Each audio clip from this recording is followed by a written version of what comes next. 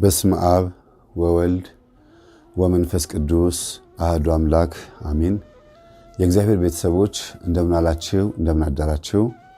አሜን። የእግዚአብሔር የአምላካችን ስሙ ከአጽናፍ እስከ አጽናፍ ከፀሐይ መውጫ እስከ ፀሐይ መጥለቂያ በፍጥረት አንደበት ሁሉ የተመሰገነ ይሁን። ዛሬ መስከረም 26 ወርሃዊ በዓል የአባታችን የአቡነ ሀብተ ማርያም ቀን ቢሆንም ገና በጠዋት ስልክ ተደውሎልኝ አንድ ከአቀረብኳቸው ካህናት መካከል ወይም ከበቁ አባቶች መካከል አንድ አባት ደውለው የመጥምቁ ዮሐንስን ወይም የካህኑ ዘካርያስንና መስከረም 26 ላይ በመስከረም 26 የሚነበበውን ስንክሳር ስታነብ አይቻለሁና ተነስተህ አንብብ ብለውኝ ታዝዤ ነው የማነበው። እኔም እጅግ በጣም ደስ ብሎኛል። ስለዚህ በሳቸው ትእዛዝ መሰረት ስንክሳሩን ብቻ አንብቤ ምንም አይነት ቃላት ሳልጨምርበት በረከታቸው ይደርብን ብዬ ዘጋዋለሁ። እናንተም በረከታቸው ይደርብን ብላችሁ ትዘጉታላችሁ ማለት ነው። ምናልባት ስንክሳር እንዳነብ ተፈቅዶልኝ ይሆናል። ግን ከዛም ባለፈ አንዲት እህቴ ሱባኤ የገባች እህት አለችኝ። ብትችል በወር ውስጥ 10 ቀን ወይም 15 ቀን አንድ ቀን እያለፍክ ስንክሳሩን ብታነብ መልካም ነው ብላኝ ነበርና እኚህም አባት ሳስፈቅዳቸው ትችላለህ የሚል ሐሳብ አቅርበውልኛል። ዝም ብዬ ብድግ አድርጌ ስንክሳሩን ማንበብ ስላልፈለኩኝ ነበረ እና አሁን ለእናንተ የማነብላችሁን ይህንን ስንክሳር ካዳመጣችሁ በኋላ ለእኔም ጸሎት ታደርጉልኛላችሁ። ሱባኤም ስትገቡ ስሜን እያነሳችሁ እግዚአብሔር ሆይ ፈቅደህለታል ወይ ብላችሁ ብትጠይቁ ደስ ይለኛል።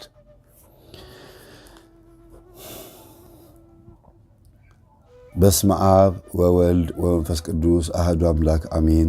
አንድ አምላክ በሚሆን በአብ በወልድ በመንፈስ ቅዱስ ስም መስከረም 26 በዚች ቀን እግዚአብሔር የመላእክት አለቃ ገብርኤልን ወደ በራኪው ልጅ ዘካርያስ ልኮ መጥምቆ ዮሐንስ ከእርሱ ስለመወለዱ አበሰረው። ስሙ የተመሰገነ እግዚአብሔር ልጁን ይሰጠው ዘንድ አስቀድሞ ሁልጊዜ በመጸለይ ወደ እግዚአብሔር ይለምን ይማልድ ነበረ።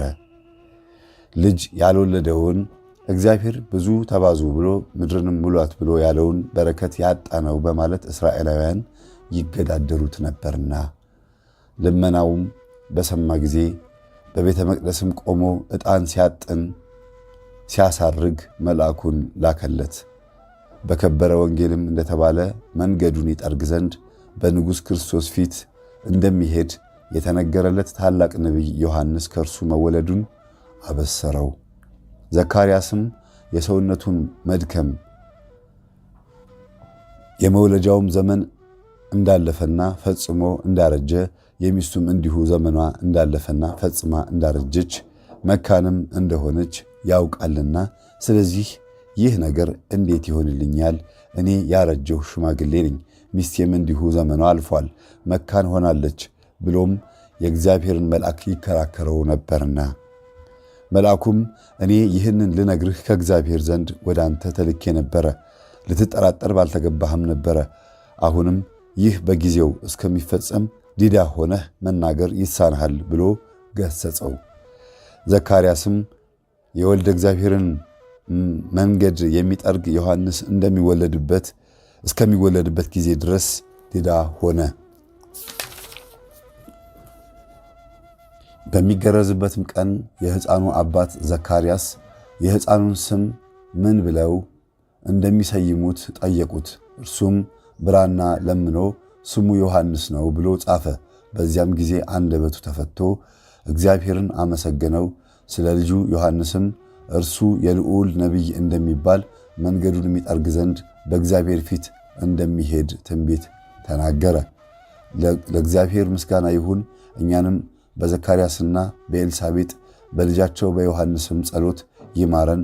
በረከታቸው ከእኛ ጋር ትኑር ለዘላለሙ አሜን። በዚህችም ቀን የሰማዕቱ የቅዱስ ዮስጦስ ልጅ የቅዱስ አቦሊ የሥጋው ፍልሰት ሆነ። ዳግመኛም የ10,000 ሰማዕታት የቅድስት አጋታ፣ የበርበራ፣ የዮላና፣ የአባት ጊዮርጊስ መታሰቢያቸው ነው። በረከታቸው ከእኛ ጋር ትኑር ለዘላለሙ አሜን። የዛሬው ስንክሳር ይሄን ይመስላል። በረከታቸው ከኛ ጋር ይደር። እጅግ በጣም ደስ ብሎኛል ይሄን በማቅረቤ። ቤተሰቦቼ ሁላችሁም ባላችሁበት ቪዲዮውን ደግማችሁ ብታዳምጡት ደስ ይለኛል። ምክንያቱም እኔ ራሴ ከተቀረጽኩ በኋላ መልሼ እንደገና ይሄን ነገር አዳምጠዋለሁ።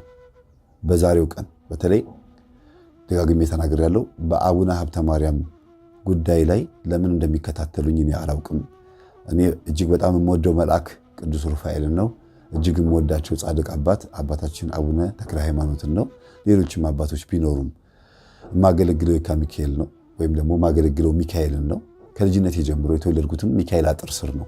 ግን የአባታችን የአቡነ ሀብተ ማርያም በረከታቸው ያድርብኝ ዘንድ የሚከታተሉኝ ለምን እንደሆነ ስለማላውቅ ብትጸልዩና ብትነግሩኝ ደስ ይለኛል። ምናልባት እኔ እስካሁን አልተገለጠልኝም። በዕለተ ቀናቸው ይሄን እንዳነብ ስለፈቀዱልኝ አመሰግናለሁ።